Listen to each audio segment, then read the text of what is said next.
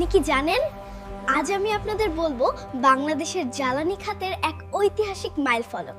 রূপপুর পারমাণবিক বিদ্যুৎ কেন্দ্র অবস্থিত পাবনা জেলার ঈশ্বরদী উপজেলার রূপপুরে। এটি পদ্মা নদীর তীরে নির্মিত 1200 মেগাওয়াট।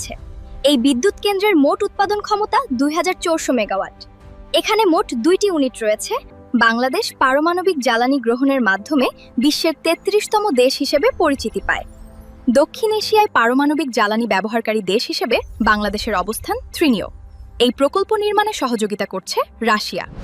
মূল ঠিকাদার প্রতিষ্ঠান হল অ্যাটম স্ট্রয় এক্সপোর্ট, সংক্ষেপে ASE। প্রকল্পটি বাস্তবায়ন করছে nuclear power plant company Bangladesh limited, অর্থাৎ NPCBL। এর জ্বালানি হল ইউরেনিয়াম, আর ইউরেনিয়াম সরবরাহ করছে রাশিয়া। বাংলাদেশ 5 অক্টোবর 2023 সালে পারমাণবিক ক্লাবে প্রবেশ করে, আর প্রথম ইউনিটে জ্বালানি লোডিং শুরু হয় 28 এপ্রিল 2026 সালে।